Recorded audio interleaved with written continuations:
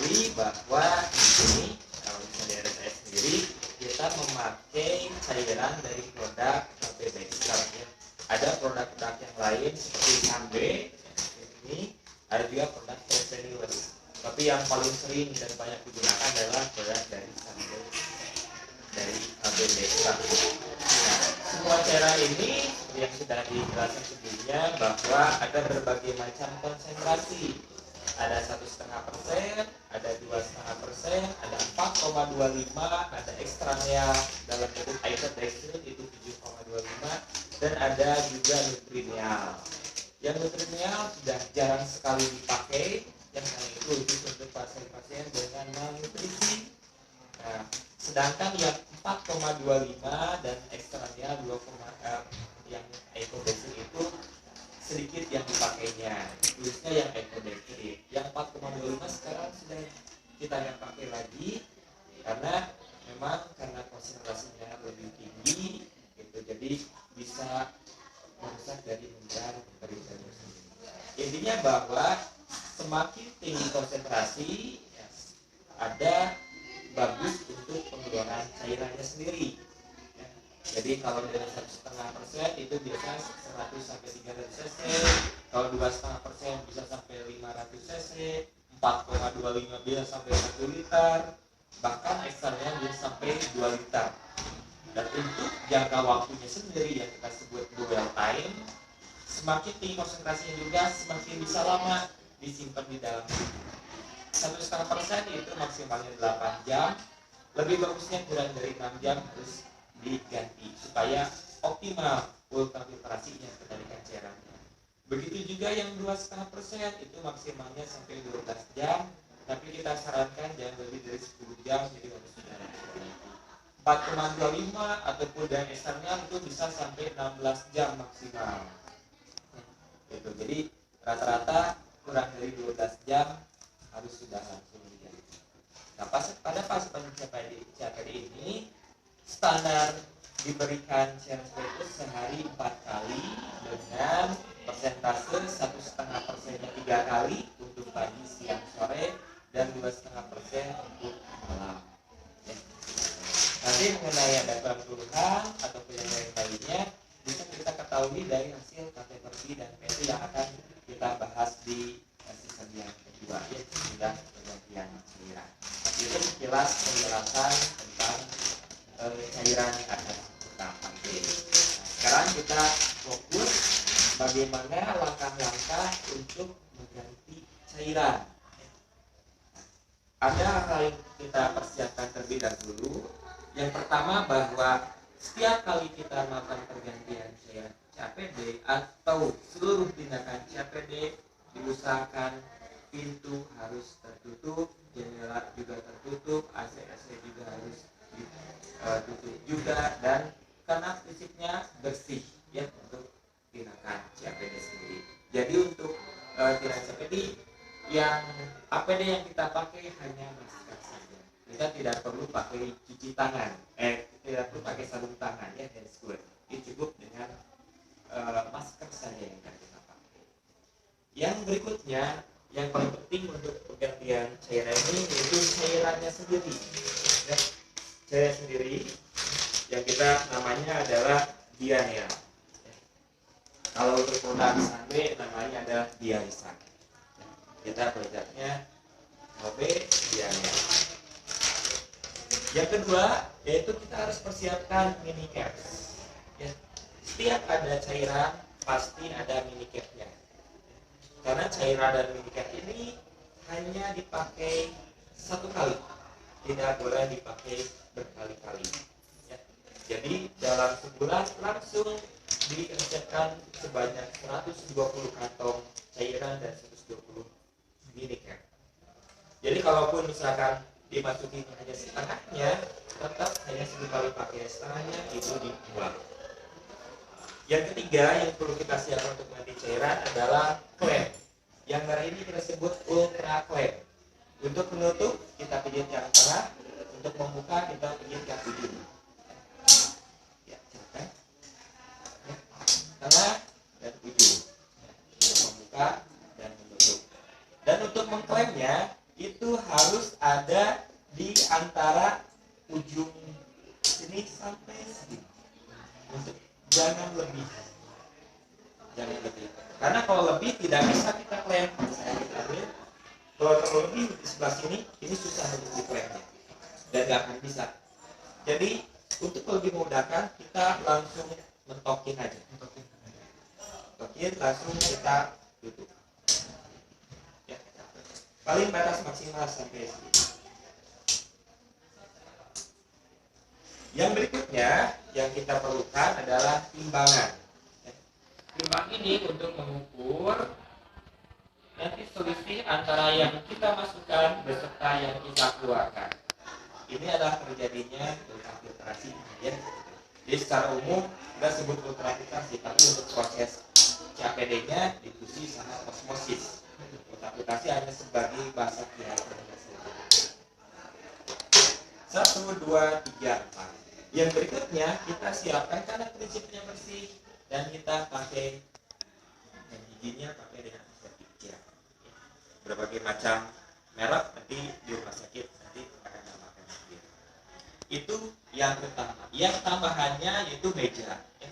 Meja untuk pergantian cairannya. Mejanya diusahakan yang mudah dibersihkan. Mau ini dalam bentuk kaca atau plastiknya yang mudah untuk dibersihkan. Yang berikutnya yaitu adalah tiang infus yang harus kita siapkan. Tiang infus ini kita pakai untuk menggantungkan, hanya untuk menggantungkan cairannya saja. Jadi kalau misalkan tiang infusnya tidak ada, ya bisa kita ganti dengan paku. Tapi paku itu harus bisa menahan beban cairan sebesar 2 liter. Karena yang kita pakai 2 liter. Yang berikutnya adalah baki atau alas. Jadi alasnya mau apapun juga silakan, mau baki ataupun misalkan baskom yang lainnya, intinya sebagai pengalas saja. Dan yang terakhir yang kita siapkan yaitu tisu. Tisu untuk membersihkan meja dan untuk pengalas nanti pasien. Itu alat-alat yang kita persiapkan untuk mengganti cairan. Dan semua tindakan CAPD, baik itu tadi cairan atau yang lainnya, nanti harus kita bukukan. Ini adalah buku untuk pengisian dari cairan yang kita masukkan. Tiap siklus harus ditulis. Nanti kita jelaskan yang paling akhir. Sudah alat-alatnya kita siapkan, barulah kita akan melakukan pergantian cairan. Hal yang harus kita persiapkan dan ganti cairan ini adalah minimal 4 kali cuci tangan. Yang pertama cuci tangan dengan air mengalir dan yang terakhir air mengalir. Yang dua ini itu cuci tangan dengan antiseptik pada waktu kita akan menyambungkan selang cairan dengan transverset. Begitu pula cuci tangan pada saat kita akan melepaskan selang cairan dengan minimal 4 kali, lebih bagus lagi. Yang pertama kita lakukan cuci tangan dengan air mengalir. Sudah cuci tangan air mengalir, baru kita siapkan meja untuk menyimpan alat-alat dari cairan beserta pemakaian biasanya. Seperti biasa kita melingkar ya, dari dalam keluar atau dari luar ke dalam. Setelah itu baru kita pakai masker. Kita pakai masker dan pasien juga. Intinya bahwa semua yang ada di lingkup ruangan serta pergantian cairan semuanya harus pakai masker. Baik itu petugas, pasien ataupun misalnya keluarga atau kemudian yang ikut harus memakai masker.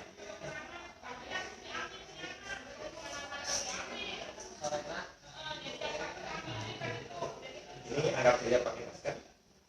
Sudah itu baru kita lakukan cuci tangan dengan yang biasa, yang serat. Jadi ini ada tambahannya. Tapi yang wajib itu yang pakai tadi. Ada tambahannya. Setelah itu sudah kita cuci tangan, baru kita siapkan cairannya. Untuk persiapan cairan ini ada 6 hal yang harus kita periksa. 3 sebelum dibuka, 3 sesudah dibuka. Yang pertama, 3 sebelum dibuka itu, yang pertama kita lihat dari kadaluarsanya. Lihat yang paling atas. Paling atas adalah kadaluarsanya. Apakah masih bisa dipakai atau tidak? Yang kedua, kita paling bawah. Ya, volumenya. Volumenya berapa yang akan kita masukkan? Semua cairan tidak volumenya 2 liter. Yang ketiga, kita lihat yang paling bawah lagi. Ini adalah persentase dari cairan. Di sini ada tulisan 2,5, ada yang atas, ada yang bawah. Kita lihat yang bawahnya. Ya, kita lihat di sini dialisis solution with 2,5% dextrose. Ini ada artinya bahwa cairan yang akan kita pakai adalah 2,5%. Ini jangan lihat ke atas. Kalau yang ini status kembali, nah di sini 1,5%. Jadi lihatnya yang paling bawahnya saja, jangan atas. Kalau ini adalah kandungan dari cairan DNA. Sudah 3 ini kita dicek, barulah kita akan menyobek dari kertas. Untuk menyobek kertas ini tidak perlu gunting karena semua cairan kantongnya sudah ada sobekan-sobekan. Jadi untuk meminimalkan gunting terkena dari cairan DNA supaya tidak. Jadi semuanya ada sobekan-sobekan. Langsung kita sobek. Sudah kita sobek, nanti akan tampilannya seperti ini. Sudah ini baru kita pisahkan mana cairan yang terisi dan mana kantong cairan yang kosong. 3 berikutnya itu, yang pertama kita lihat dari kejernihan cairan. Apakah jernih atau tidak? Biasanya kalau jernih tulisan di bawahnya kelihatan. Atau misalkan di sini jernih, tidak ada seperti lemak-lemak yang terjadi di sini atau bekuan-bekuan. Ya, kalau misalkan jernih. Yang kedua, pertama kita lihat dari kejernihan. Yang kedua kita lihat dari kebocoran. Kita bisa tekan-tekan. Ya, bocor atau tidak daerah sekitar ataupun bocor ke daerah sini. Ya, jadi kalau misalkan jatuh juga tidak akan pecah. Dan ini memang kuat. Bener ya. Kuat. Ya, itu karena. Terus yang terakhir kita lihat yang warna hijau. Nah, warna hijau ini ada 2. Yang pertama, yang paling ujung, ini namanya pull ring. Pull ring paling ujung. Ya. Untuk menutup saluran keluaran paling ujung, namanya ini adalah konektor N. Ya. Jadi untuk menutup saluran ini kita namanya pull ring. Yang hijau yang kedua, ini adalah sebagai penghambat dari cairannya, namanya frangible. Ya. Frangible. Kedua warna hijau ini, lihat keutuhannya. Apakah terpasang dengan baik, apakah ada kerusakan atau tidak. Kalau misalnya ada kerusakan, misalnya salah satu frangible, pasti cairan yang di atas ini pasti akan ngalir ke bawah. Kalau frangible-nya rusak. Setelah 3 yang kedua ini kita lihat, jadi totalnya ada 6, barulah setelah itu kita pasang kedua selang ini dan melakukan klem, baik itu saluran pemasukan beserta saluran pembuangan. Untuk mengklemnya silakan mau sebelah sini boleh, mau sebelah sini juga boleh, sampai ini sesuai dengan keterjangkauan petugas atau pasien. Kalau misalkan pasiennya duduk, kan, kalau dia ke atas, ya berarti ini jangan terlalu atas. Setelah kita klem dua-duanya, baru kita lakukan pematahan dari frangible. Kita patahkan. Nanti patahannya akan seperti ini. Tampak patah. Ya, jadi kelihatan patahnya. Jadi pegang dari sini dan ini pegang, langsung kita patahkan. Ya, nanti sampai kelihatan. Sudah kita patahkan, kita simpan ya, yang ada cairan kita di atas, yang kosong kita simpan di bak pengalas ya. Kita simpan ya supaya tidak kemana. Persiapan cairan sudah beres. Sekarang kita tinggal persiapan pasiennya. Untuk persiapan pasien diusahakan pada saat pergantian cairan, pasien diusahakan untuk duduk atau bahkan berdiri. Kalau tidur gimana? Silakan. Kalau tidur karena orang kalau misalkan memang tidak kuat sama sekali gitu. Intinya bahwa semakin didudukan posisinya atau didudukan, semakin banyak pula untuk mengeluarkan cairan. Karena rongga peritoneum itu pasti akan ke bawah, dan arah si Ten-Hog kateter yang dipasang oleh dokter baik itu bedah ataupun eko ini arahnya ke bawah dan ada di tengah-tengah. Sehingga kalau bisa ditidurkan pasti cairan akan ngalir di sini dan gak akan banyak yang kebuang. Selain itu, dengan posisi duduk yang diberikan ini, selain pembuangan cairan lebih banyak, waktunya juga bisa lebih cepat dibandingkan dengan tidur. Ya, gitu.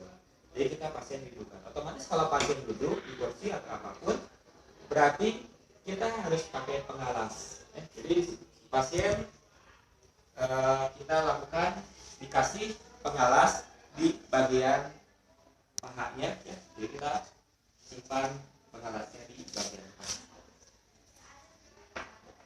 Ini namanya transit, simpan di bagian paha. Boleh nggak pakai lap atau pakai dup? Boleh, lebih bagus lagi. Cuman masalahnya dari segi consumable-nya ke pasiennya. Kalau misalnya kita siapkan ini harus pakai pengalas dup, berarti kan sehari harus ada 4. Nanti pasien harus cuci lagi lama. Tapi kalau dengan tisu sekali buang kan juga lebih lebih minimal untuk pembiayaannya juga situ. Karena selain untuk mengalas dan tisu juga kan tetap untuk membersihkan. Persiapan pasien ini sudah selesai. Baru kita akan melakukan penyambungan cairan dari cairan dianeal ke selang transverse. Kita tahu bahwa selang yang terpasang pasien ada 3 bagian. Pertama dari dalam sampai ke ujung ini adalah namanya Ten-Hog kateter yang dipasang permanen untuk pasien. Yang besi ini namanya titanium adaptor sebagai penghubung. Dan yang terakhir adalah ini transverse. Nanti kita akan jelaskan transverse pada nanti sore seperti ini. Itu ada 3 bagiannya. Jadi sudah beres, baru kita akan melakukan penyambungan cairan. Pada saat kita akan melakukan penyambungan cairan, wajib kita lakukan cuci tangan dengan serap. Ya. Cuci tangan dengan lengkap. Setelah kita lakukan cuci tangan dengan lengkap, baru kita ambil dahulu yaitu selang cairannya. Kita ambil selang cairannya karena kita akan melepaskan pull ringnya dulu dari konektor N di sini. Kita jangan dulu ke transverse karena untuk transverse ini namanya mini cap. Untuk melepaskan mini cap hanya memutar saja. Tapi kalau untuk melepaskan pull ring ini, kalau masih baru, ini butuh tenaga di bukanya. Gitu. Jadi yang pertama kita buka adalah pull ringnya dulu. Untuk memegangnya, sebenarnya sih mau pegangnya mau gini juga gak masalah. Cuman yang kita jelaskan dan kita terapkan untuk memegangnya supaya nanti tidak belepotan dengan transverse, kita selipkan di daerah pertengahan antara jari telunjuk dan jari tangan. Ya, seperti ini. 2 jari ini, jari ibu jari dan jari telunjuk, nanti ini fungsinya untuk membuka mini cap. Nanti di sana. Jadi kita pegang dulu seperti ini, langsung kita arahkan ke bawah. Karena apa? Kalau sudah dibuka, ditangkap ada yang jatuh, benda asing, ya, mau apapun itu juga, nanti takutnya jatuh ya, nanti bisa menyebabkan infeksi. Jadi ini harus diarahkan ke bawah. Yang pertama kita tarik dulu pull ringnya. Kita buang Setelah itu, tangan yang kanan akan memegang bagian tangan persep yang paling tengah. Yang paling tengah, jangan ujung yang putih, pegang yang paling tengah. Setelah itu, tangan yang satunya lagi yang kiri ini akan memegang dan melepaskan mini cap, diputar. Putar, ini arahnya dua-duanya ke bawah, langsung kita sambungkan. Diputar. Oke, gitu.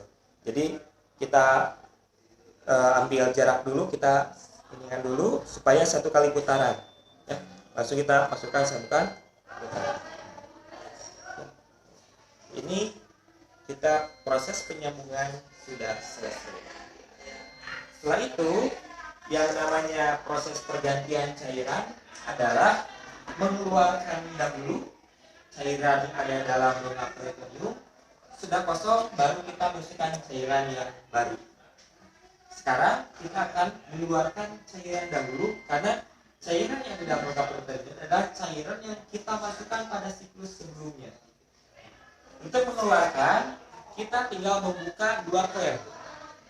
Yang pertama klem dari saluran pembuangan, yang kedua yang warna putih. Untuk memegangnya, tetap yang pegang yang di tengah. Di sini kita tinggal buka. Yang putih adalah namanya twist clamp.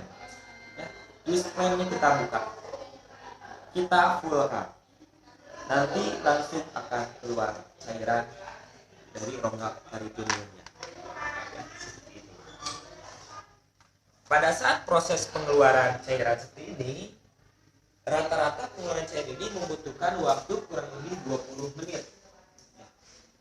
Tandanya nanti kalau sudah habis, ini pasti tidak akan ngalir lagi, tidak akan menetes lagi. Kalau cairan dari peritoneumnya sudah habis, ini pasti. Kalau masih ada menetes walaupun itu pelan-pelan, yang berarti itu masih ada. Jadi kita tunggu sampai benar-benar tidak menetes. Bahkan bisa lebih, kadang ada yang 1 jam kalau misalnya tidak lancar. Tapi yang lancar 20 menit itu sudah beres. Itu yang pertama. Yang kedua, kalau sudah habis pasti nanti ada keluar belenggu-belenggu atas. Itu yang pasti.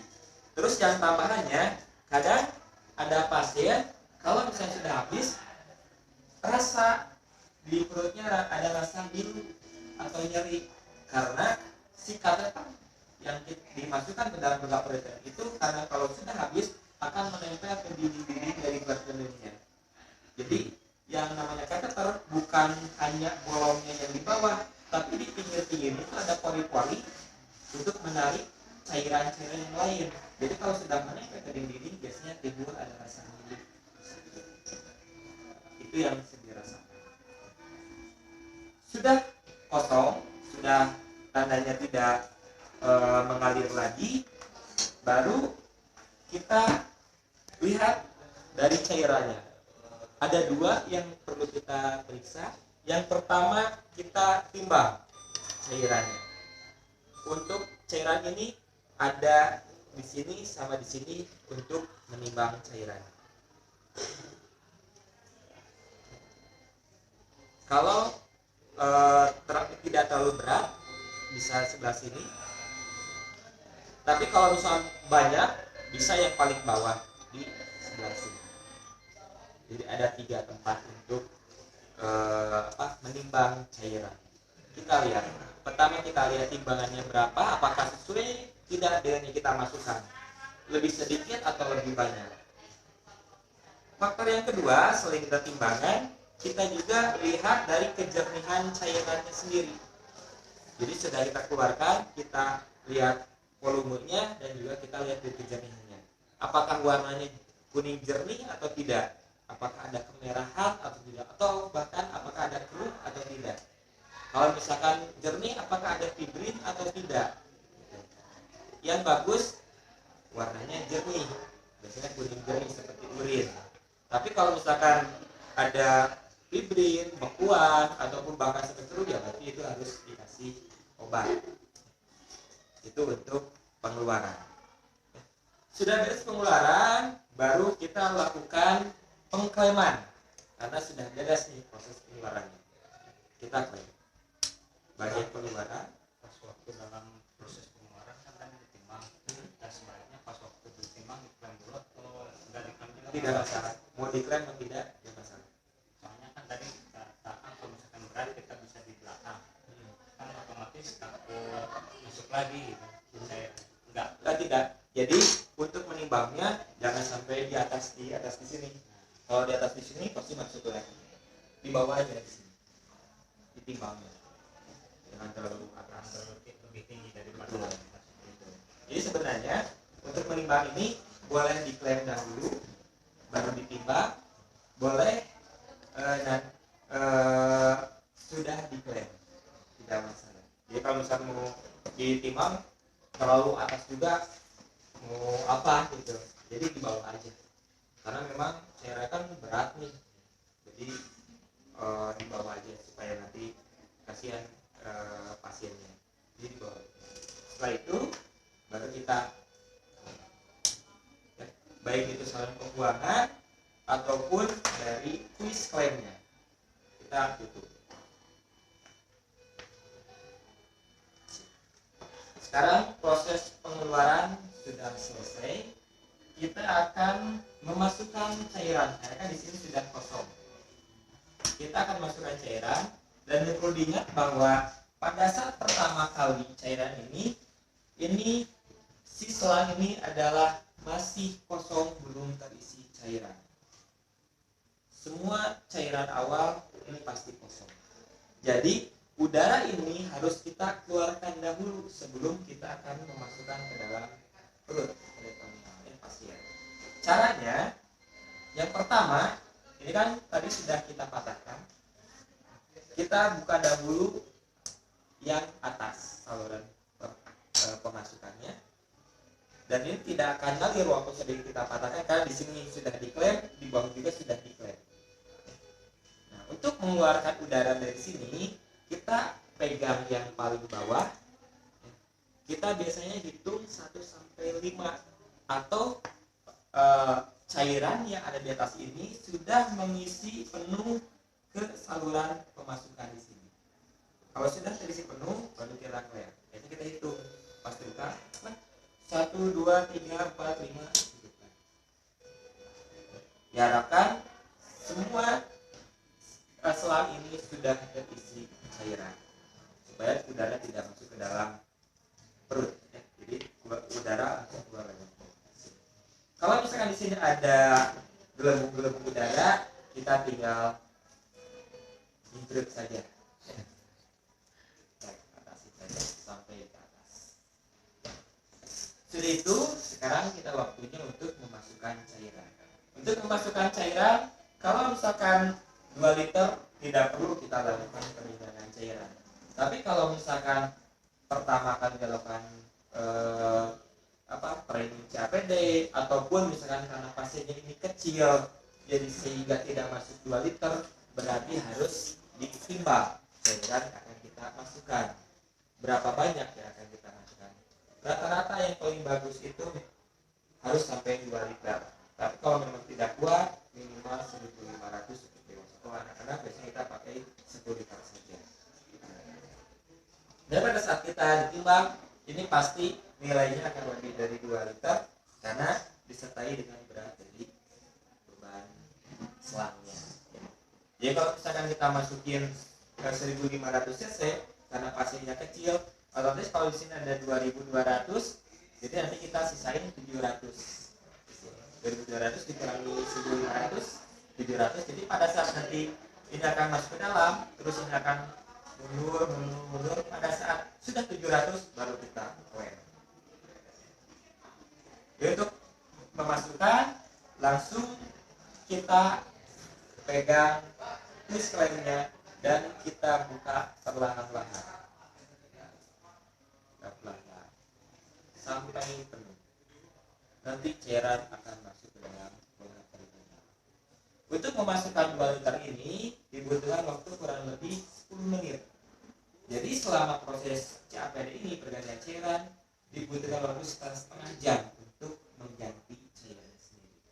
Otomatis Kalau misalkan kita tahu ini berapa menit, pada waktu kita melakukan pengeluaran cairan dan pemasukan cairan harus kita catat waktunya, baik pada saat kita memulai pengeluaran pemasukan. Misalkan barusan pada saat kita membuka tulis ini untuk masukkan cairan, kita lihat jam berapa. Nanti kalau sudah kosong, sudah beres, pas kita tutup, kita lihat jam berapa. Jadi harus ditulis pada saat memasukkan berapa menit, mengeluarkan juga berapa menit. Sudah beres, baru kita tutup beserta yang paling atasnya. Untuk memasukkan cairan, ini namanya tulis lab ini, ya, kita tidak bisa langsung cepat begitu saja. Soalnya karena ada gaya gravitasi dan tekannya kuat, biasanya pasiennya akan timbul rasa ngilu karena tarikan airnya kencang ke daerah perut.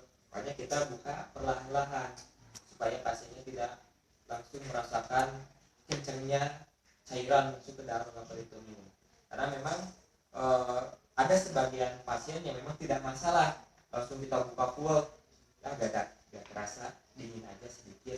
Ada yang seperti itu. Tapi ada sebagian pasien yang pada waktu kita masukin langsung rasa minum daerah peritoneum atau bahkan sampai menggigil, ada yang seperti itu. Tapi memang itu jarang sekali.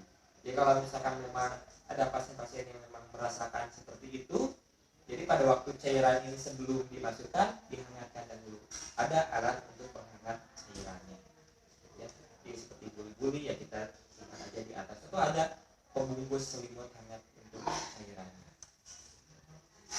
Sudah beres masuk semua. Setelah itu proses CAPD ini sudah selesai. Sudah selesai, baru kita akan melepaskan selang cairan ini dari transverser. Sebelum kita akan melepaskan, kita siapkan dulu mini capsnya. Kita lihat kadaluarsanya. Setelah itu baru kita buka mini cap terlebih dahulu. Yang aluminium paling bawah kita buka, kita langsung cek. Ya. Sudah kita buka, kita pastikan bahwa di dalam mini cap ini terdapat betadine. Ya. Di sini bisa dilihat apakah ada betadine atau tidak. Kalau misalnya tidak ada betadine, berarti mini cap ini jangan dipakai. Karena betadine yang ada di dalam mini cap itu adalah sebagai desinfektan selang dari transversernya. Jadi kalau tidak ada betadine ya pasti mungkin tadi terjadi tekanan infeksi. Jadi harus ada betadine. Sudah kita buka mini capnya, baru wajib kita lakukan cuci tangan dengan sabun. Biasa cuci tangan 6 langkah. Setelah kita lakukan cuci tangan, baru kita akan melakukan pelepasan. Untuk melakukan pelepasan tidak perlu seperti ini lagi. Pegang gini saja. Pegang yang paling tengahnya dan kita buka putar balik. Arah dari transverser ke bawah. Kalau ini tidak masalah, arah ke atas tidak. Kan ini kan mau dibuang, ini tidak masalah. Jadi kita selamatkan di transverser. Jadi arahnya ke bawah, langsung kita ambil mini capnya dan saat juga kita tutup. Saat ini proses pergantian cairan selesai. Alat-alat semuanya kita bereskan, rapikan. Sudah rapikan. Untuk merapikan, ini untuk cairannya sebelum, karena yang namanya ultrasound ini adalah dua macam, tidak ada paketnya sendiri. Jadi ini dipakai terus menerus. Tidak seperti cairan ataupun mini cap, kalau sudah beres dibuang. Tapi kalau ini jangan dibuang. Jadi supaya pas terakhir tidak menetes, ini kita ke ataskan dahulu. Kita baru kita buka. Jadi cairan akan masuk lagi ke dalam. Setelah ini baru nanti kita buang. Mau itu diikat dahulu ataupun langsung masukin ke dalam misalkan masuk ke dalam kloset, ya langsung kita masukkan ke dalam kloset, ya misalkan mau pakai gunting silakan saja, karena gunting dipakai kalau sudah beres ya silakan saja, asal tidak mempengaruhi daerah dari sekitar cabai. Sampai kosong, jadi kalau sudah kosong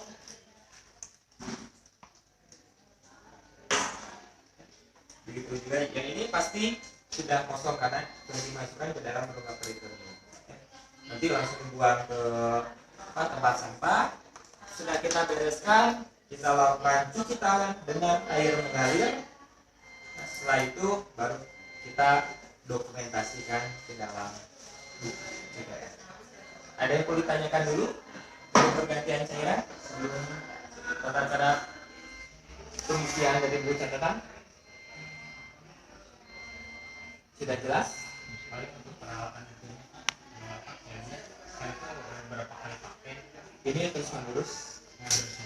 terus Kalau misalkan rusak, ya, untuk misalkan rusak langsung nanti konfirmasi ke PD nurse-nya, nanti akan diresepkan lagi untuk beli cleaning lagi.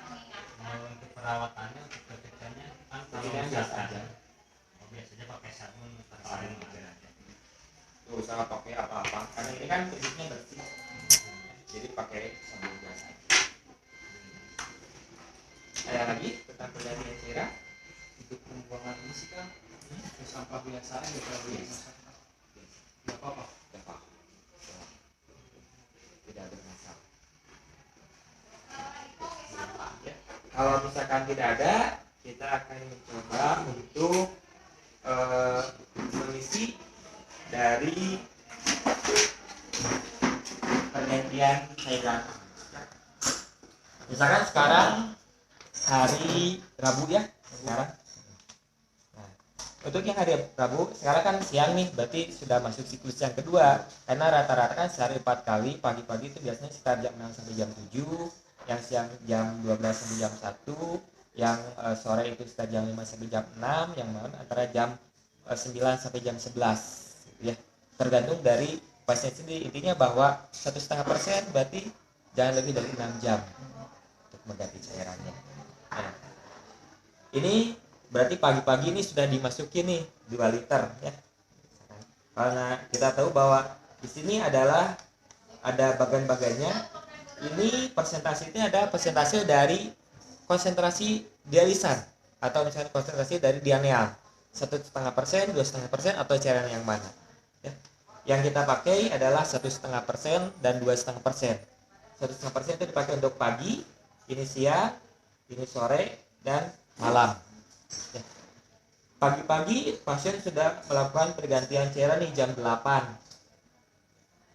Rata-rata untuk memasukkan cairan ini 10 menit. Jadi untuk pengisian ini keluar dahulu, kita isi, baru masuk yang bawahnya. Karena pergantian cairan kan tadi pertama pengeluaran dahulu. Ini udah masuk dan keluar, volume dan jam. Volume ini volume masuknya berapa liter, keluarnya berapa liter bisa kita timbang. Jamnya juga sama. Terus di sini ada balance dan ada kumulatif. Di balance dan kumulatif ini ada 2 warna, ada warna pink dan juga ada warna biru.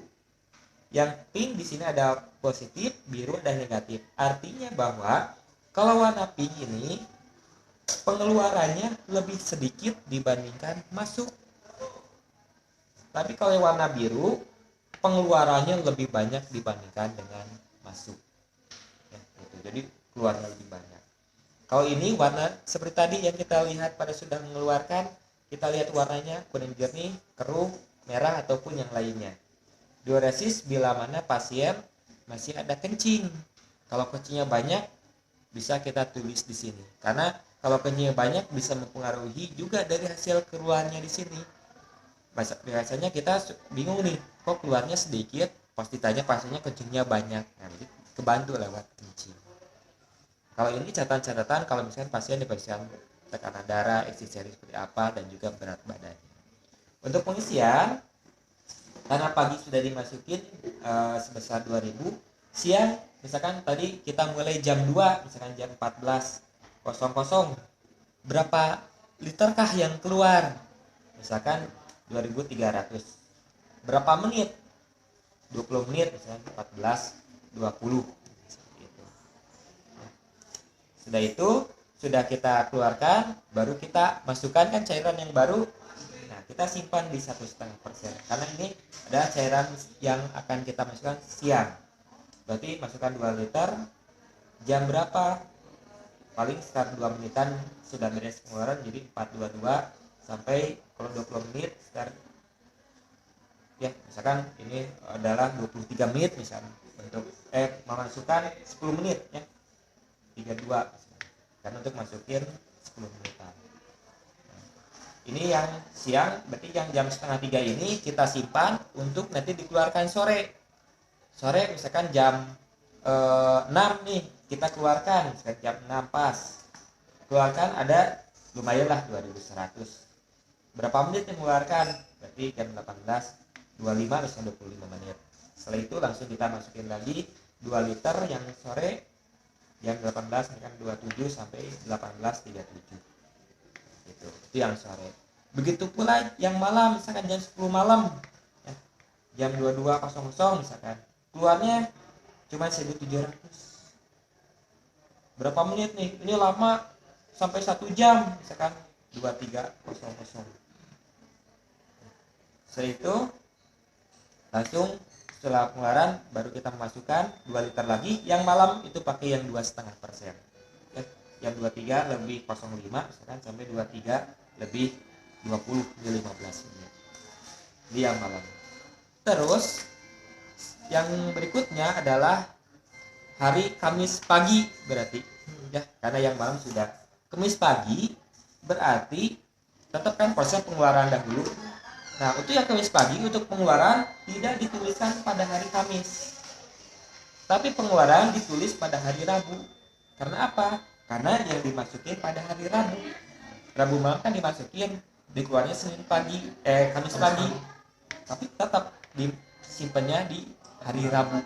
Ya, untuk pengeluaran tetap disimpannya di hari Rabu. Misalnya di sini 2.500. Ya. Kamis pagi misalnya jam 7 sampai jam 7.30 3 menit. Nah, baru yang Kamis pagi itu yang 1,5% ditulisnya di sini yang masuk. Jadi isinya keluar masuk, keluar masuk, keluar masuk siklus. Ya.